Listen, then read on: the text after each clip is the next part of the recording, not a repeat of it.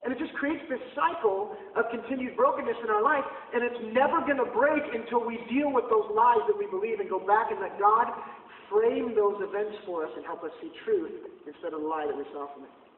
Maybe you're a person that's driven or whatever, that was the second way you could respond in that situation. And so as a result, you carry a lot of stress, you carry a lot of fear of failure, you're always working extra hard. Again, maybe you look great on the outside, but there's a lot of that going on in your life, okay?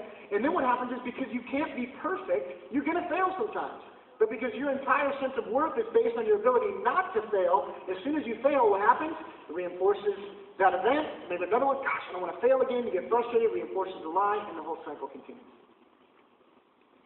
Second example, a relationship, you've been rejected.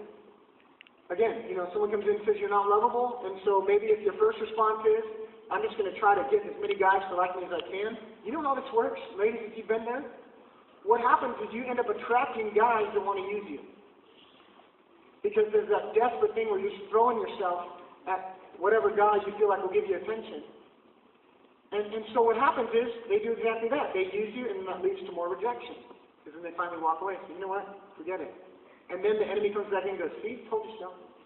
That's twice now. That's 3 times. That's 5 times. It's beyond disputing. You're just not lovable. You're not desirable. You don't have what it takes. Whatever. Who sows those lies into you? Right? None of those are true. Another one, another example, we talked about one of the ways you handle that, maybe to keep people at arm's length. Well, listen, when you're prickly and you deliberately sabotage relationships, how do people respond to that? They reject you. They say, well, gosh, if you're a jerk, I don't want to be your friend. Newsflash, right?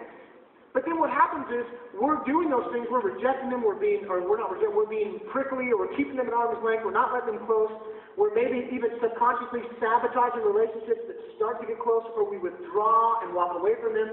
And so what happens is then those relationships never form, and if they don't form, they create new events, and the enemy comes out and goes, see, told you, nobody likes you. Look, when's the last time you had a close friend? See, it's obvious people just don't like you.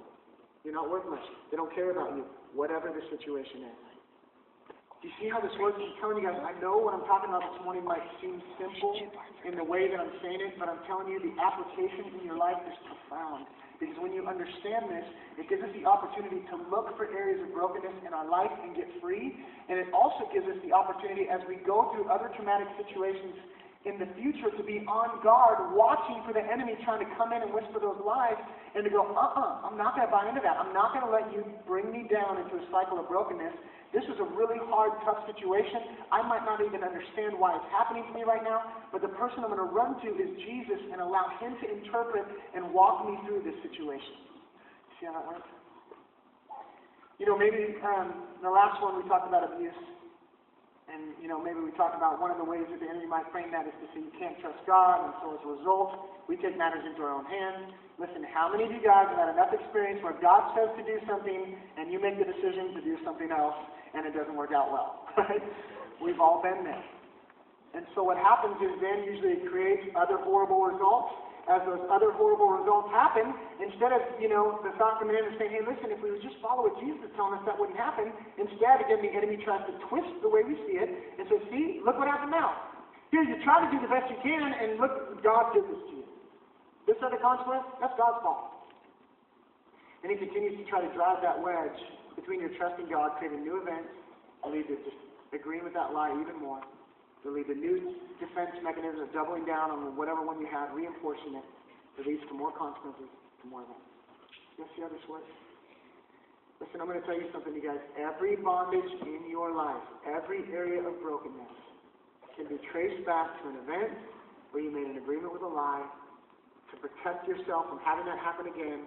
You made a defense mechanism, and as a result of that, there's consequences.